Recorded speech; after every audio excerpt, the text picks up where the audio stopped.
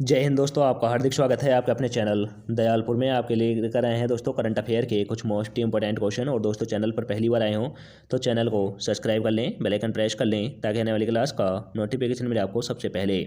और दोस्तों क्लास अच्छी लगे तो अपने दोस्तों में जरूर शेयर करें। और इससे पहले ही क्लास आपने ना देखी हो तो हमारी प्ले लिस्ट से जाकर इससे पहले ही क्लास देख सकते हैं। और दोस्तों हमारे चैनल पर आपको सुबह 6 बजे करंट अफेयर के टॉप 15 क्वेश्चन मिल जाया करेंगे। और दोस्तों शाम 5:30 बजे आपको हिंदी के टॉप 15 क्वेश्चन हमारे चैनल पर मिल जाया करेंगे। और दोस्तों हमारे टेलीग्राम चैनल का लिंक आपको डिस्क्रिप्शन में दे दिया जाएगा, वहां से जाकर आप पीडीएफ डाउनलोड कर सकते हैं। चलते हैं दोस्तों आज की क्लास के पहले प्रश्न की तरफ। जैसे कि दोस्तों आज की क्लास का पहला प्रश्न है, G20 दूतों और आमंत्रित राष्ट्रों के लिए विशेष ब्रीफिंग किस राज्य या केंद्र शासित प्रदेश में स्वराज द्वीप में आयोजित की गई? तो दोस्तों यह की गई है अंडमान निकोबार द्वीप समूह में। यह अंडमान निकोबार द्वीप समूह में की गई है। तो दोस्तों इसका राइट आंसर है option number C. Very important question है दोस्तों, इसे आप स्टार लगाकर नोट करें। अब दोस्तों इन सभी राज्यों की राजधानी बता दूं, नोट कर लें। असम की दिसपुर है, गुजरात की गांधीनगर है, अंडमान निकोबार द्वीप समूह की दोस्तों पोर्ट ब्लेयर है, पंजाब की चंडीगढ़ है। अब चलते हैं दोस्तों व्याख्या की तरफ। जैसे कि दोस्तों व्याख्या है, अंडमान और निकोबार में स्वराज द्वीप में आयोजित G20 दूतों और आमंत्रित राष्ट्रों के लिए विशेष ब्रीफिंग है। तो दोस्तों यह व्याख्या हुई। अब चलते हैं अगले प्रश्न की तरफ। जैसे कि दोस्तों अगला प्रश्न है, पीएम ने किस तारीख को ई कोर्ट परियोजना के तहत कई नए पहल की शुरू की है? तो दोस्तों हमारे देश के प्रधानमंत्री ने ई कोर्ट परियोजना शुरू की है और इसके तहत कई नई पहलें भी शुरू की गई हैं। तो दोस्तों यह कब शुरू की गई हैं? यह की गई हैं दोस्तों 26 नवंबर को। यह 26 नवंबर को इनकी शुरुआत हुई है। तो दोस्तों इसका right answer option number C हो जाएगा। अब चलते हैं दोस्तों व्याख्या की तरफ। जैसे कि दोस्तों व्याख्या है, पीएम ने 26 नवंबर को ई कोर्ट प्रोजेक्ट के तहत कई नई पहल की शुरुआत की है। तो दोस्तों यह व्याख्या हुई। अब चलते हैं अगले प्रश्न की तरफ। जैसे कि दोस्तों अगला प्रश्न है, राष्ट्रपति द्रौपदी मुर्मू किस राज्य में मुख्यमंत्री स्वास्थ्य जांच योजना का उद्घाटन करेंगी? तो दोस्तों हमारे देश की राष्ट्रपति द्रौपदी मुर्मू हैं, यह भी आप नोट कर लें। और इन्होंने मुख्यमंत्री स्वास्थ्य जांच की कई योजनाओं का उद्घाटन हरियाणा में किया है। तो दोस्तों इसका राइट आंसर हो जाएगा option number C. Option number C is right answer. अब चलते हैं दोस्तों व्याख्या की तरफ। और व्याख्या की तरफ चलने से पहले दोस्तों हम इन सभी राज्यों की राजधानी बता दें, उन्हें आप जरूर नोट कर लें। बिहार की पटना है, राजस्थान की जयपुर है, हरियाणा की चंडीगढ़ है, असम की दिसपुर है। अब चलते हैं व्याख्या की तरफ। जैसे कि दोस्तों व्याख्या है, हमारे देश की राष्ट्रपति द्रौपदी मुर्मू हरियाणा के मुख्यमंत्री स्वास्थ्य जांच योजनाओं का उद्घाटन करेंगी। तो दोस्तों यह व्याख्या हुई। अब चलते हैं अगले प्रश्न की तरफ। जैसे कि दोस्तों अगला प्रश्न है, भारतीय नौसेना ने कौन सा नया सर्वेक्षण पोत लॉन्च किया है? तो दोस्तों भारतीय सेना ने नया सर्वेक्षण पोत लॉन्च किया है, वह कौन सा है? तो दोस्तों वह है इक्षक है। तो दोस्तों इसका राइट आंसर हो जाएगा ऑप्शन नंबर सी। इक्षक नाम का भारतीय नौसेना ने एक सर्वेक्षण पोत लॉन्च किया है। तो दोस्तों यह व्याख्या हुई, क्वेश्चन हुआ। अब चलते हैं अगले प्रश्न की तरफ। जैसे कि दोस्तों अगला प्रश्न है, भारतीय नौसेना ने एक नए सर्वेक्षण पोत इक्षक लॉन्च किया है। तो दोस्तों इक्षक जो है यह पोत है, यह भारतीय नौसेना ने लॉन्च किया है, यह जरूर नोट कर लें। और दोस्तों वेरी इंपॉर्टेंट क्वेश्चन है, इसे आप स्टार लगाकर नोट करें। अब चलते हैं अगले प्रश्न की तरफ। जैसे कि दोस्तों अगला प्रश्न है, किस राज्य के मुख्यमंत्री नीतीश कुमार ने एक परियोजना का उद्घाटन किया जिसके तहत राज्य के दक्षिणी हिस्से में घरों के आपूर्ति के लिए बाढ़ के पानी का उपचार किया जाएगा? तो दोस्तों नीतीश कुमार ने इस घोषणा की बिहार में शुरुआत की है। तो दोस्तों इसका राइट आंसर हो जाएगा option number B. Option number B is right answer. अब दोस्तों इन सभी राज्यों की राजधानी बता दूं, नोट कर लें। हरियाणा की चंडीगढ़ है, बिहार की पटना है, उत्तर प्रदेश की लखनऊ है। अब चलते हैं दोस्तों व्याख्या की तरफ। जैसे कि दोस्तों व्याख्या है, बिहार के मुख्यमंत्री नीतीश कुमार ने नालंदा जिले में जागीर में एक योजना का उद्घाटन किया जिसके तहत राज्य के दक्षिणी हिस्से में घरों में आपूर्ति के लिए बाढ़ के पानी का उपचार किया जाएगा। तो दोस्तों ये व्याख्या हुई।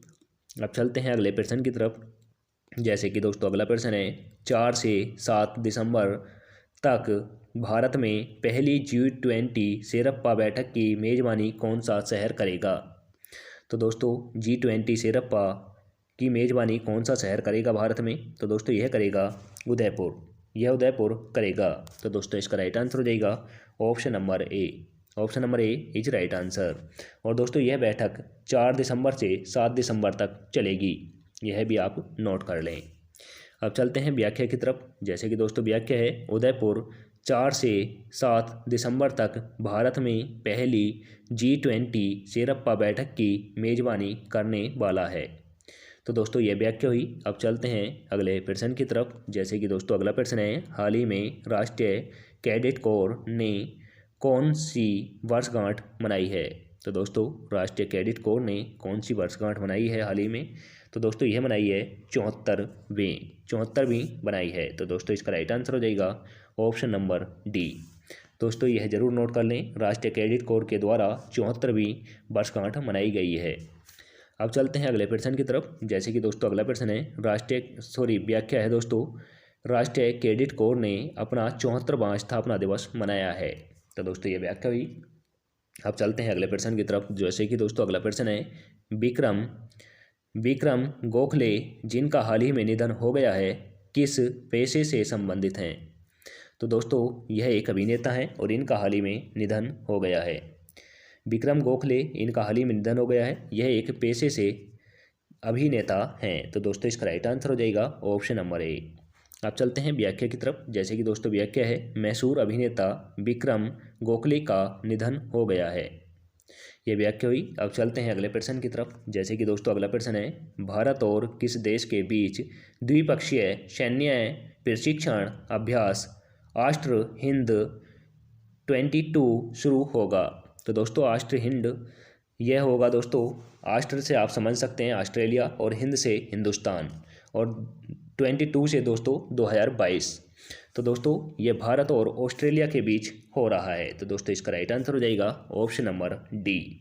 Option number D is right answer.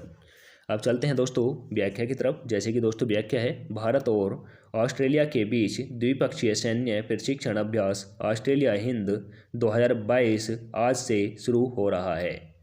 तो दोस्तों ये व्याख्या हुई। अब चलते हैं अगले प्रश्न की तरफ। जैसे कि दोस्तों अगला प्रश्न है, छत्रपति शिवाजी महाराज वस्तु संग्रहालय परियोजना ने किस शहर में सांस्कृतिक विरासत संरक्षण के लिए 2022 यूनेस्को एशिया प्रशांत पुरस्कारों में उत्कृष्टता का पुरस्कार जीता है।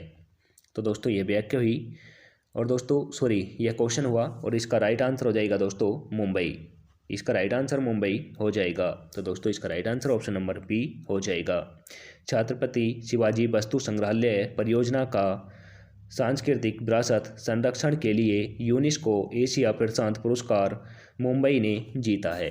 तो दोस्तों ये व्याख्या हुई। आप चलते हैं अगले प्रश्न की तरफ, व्याख्या की तरफ। जैसे कि दोस्तों व्याख्या है, मुंबई में छत्रपति शिवाजी महाराज वस्तु संग्रहालय परियोजना ने सांस्कृतिक विरासत संरक्षण के लिए 2022 यूनेस्को एशिया पैसिफिक अवार्ड में उत्कृष्टता पुरस्कार जीता है। तो दोस्तों एशिया पैसिफिक अवार्ड में यह उत्कृष्टता पुरस्कार जीता है, यह जरूर नोट कर लें। अब चलते हैं अगले प्रश्न की तरफ। जैसे कि दोस्तों अगला प्रश्न है, ईश्वरनाथ वंशज और देविका रेबिना ने किस खेल में स्वर्ण पदक जीता है। तो दोस्तों ईश्वरनाथ वंशज और देविका रेबिना ने किस खेल में स्वर्ण पदक जीते हैं। तो दोस्तों इन्होंने जीते हैं मुक्केबाजी में, इन्होंने मुक्केबाजी में जीते हैं। तो दोस्तों इसका राइट आंसर हो जाएगा ऑप्शन नंबर बी, यानी बॉक्सिंग में इन्होंने यह स्वर्ण पदक जीते हैं। अब चलते हैं व्याख्या की तरफ। जैसे कि दोस्तों व्याख्या है, विश्वनाथ सुरेश वंशज और देविका घोरपंडे ने स्पेन में ला न्यूसिया में IBA युवा पुरुष और महिला विश्व मुक्केबाजी चैंपियनशिप में ला न्यूया 2022 में भारत के लिए स्वर्ण पदक जीते हैं। तो दोस्तों यह प्राउड की बात है। यह जानकारी जितनी भी इसमें दी गई है इसे ज़रूर नोट कर लें, यह आपको काफ़ी एग्जामों में देखने को मिलेगा। तो दोस्तों नोट ज़रूर कर लें। अब चलते हैं अगले प्रश्न की तरफ। जैसे कि दोस्तों अगला प्रश्न है, टाइम्स हायर एजुकेशन द्वारा जारी वैश्विक रोजगार विश्वविद्यालय रैंकिंग में सर्वेक्षण रिपोर्ट में किस विश्वविद्यालय को 28वां स्थान मिला है? तो दोस्तों इसमें 28वां स्थान किसे मिला है? तो दोस्तों यह मिला है IIT दिल्ली को। IIT दिल्ली को 28वां स्थान प्राप्त हुआ है। तो दोस्तों इसका राइट आंसर हो जाएगा option number D. Option number D is right answer. अब चलते हैं दोस्तों व्याख्या की तरफ। जैसे कि दोस्तों व्याख्या है, भारतीय प्रौद्योगिकी संस्थान यानी IIT दिल्ली को Times Higher Education Global Employability University Rank and Survey के शीर्ष 50 में 28वें स्थान पर रखा गया है। इसके बाद IISc 58 और IIT बॉम्बे 72वें स्थान पर हैं। कुल 7 भारतीय विश्वविद्यालयों ने इस शीर्ष 2050 में स्थान दिया है हार्वर्ड विश्वविद्यालय क्रम से। तो दोस्तों यह व्याख्या हुई। अब चलते हैं अगले प्रश्न की तरफ। जैसे कि दोस्तों अगला प्रश्न है, श्रीहरिकोटा में PSLV C54 रॉकेट को किसने लॉन्च किया?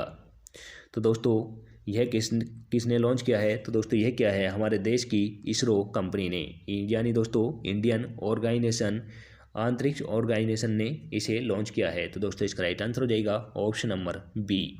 Option number B is right answer. अब चलते हैं दोस्तों अगले व्याख्या की तरफ। जैसे कि दोस्तों व्याख्या है, इसरो ने श्रीहरिकोटा से PSLV C54 रॉकेट लॉन्च किए। तो दोस्तों यह नोट जरूर कर लें। इससे दोस्तों PSLV C54 रॉकेट लॉन्च किए गए हैं इसरो के द्वारा। अब चलते हैं दोस्तों अगले प्रश्न की तरफ। जैसे कि दोस्तों अगला प्रश्न है, प्रधानमंत्री शेर बहादुर देउबा के नेतृत्व वाली किस देश की कांग्रेस सबसे बड़ी पार्टी बनकर उभरी है? तो दोस्तों प्रधानमंत्री शेरप्पा देउबा के नेतृत्व में कांग्रेस बड़ी पार्टी बनकर उभरी है। तो दोस्तों यह किस देश में उभरी है? तो दोस्तों यह उभरी है नेपाल में। यह नेपाल में उभरी है। तो दोस्तों इसका राइट आंसर हो जाएगा option number D. Option number D is right answer.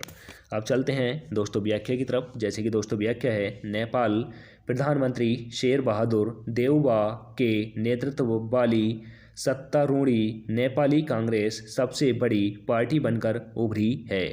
तो दोस्तों नोट जरूर कर लें, इम्पोर्टेंट जानकारी है। और दोस्तों यह सबसे इम्पोर्टेंट है कि नेपाल के प्रधानमंत्री शेर बहादुर हैं। अब चलते हैं दोस्तों अगले प्रश्न की तरफ। जैसे कि आज की क्लास का लास्ट क्वेश्चन है, राष्ट्रीय दुग्ध दिवस किस तारीख को मनाया जाता है? तो दोस्तों यह भी इम्पोर्टेंट क्वेश्चन है, इसे ज़रूर नोट करें। राष्ट्रीय दुग्ध दिवस किस तारीख को मनाया जाता है? तो दोस्तों यह मनाया जाता है 26 नवंबर को। यह 26 नवंबर को मनाया जाता है। तो दोस्तों इसका राइट आंसर हो जाएगा option number C. Option number C is right answer. अब चलते हैं दोस्तों व्याख्या की तरफ। जैसे कि दोस्तों व्याख्या है, पशुपालन विभाग 26 नवंबर 2022 को राष्ट्रीय दुग्ध दिवस मना रहा है। तो दोस्तों ये व्याख्या हुई। और दोस्तों आज की क्लास इसी के साथ समाप्त होती है। आपको क्लास कैसी लगी कमेंट करके ज़रूर बताएं। क्लास अच्छी लगी हो तो दोस्तों अपने दोस्तों में ज़रूर शेयर करें। चैनल पर पहली बार आए हो तो दोस्तों चैनल को सब्सक्राइब कर लें, बेल आइकन प्रेस कर लें ताकि आने वाली क्लास का नोटिफिकेशन मिले आपको सबसे पहले। और दोस्तों हमारे टेलीग्राम चैनल का लिंक आपको डिस्क्रिप्शन में मिल जाएगा, वहाँ से जाकर आप PDF डाउनलोड कर सकते हैं। मिलते हैं दोस्तों नेक्स्ट क्लास के साथ। जय हिंद, वंदे मातरम। इतना याद नहीं करते मेरे।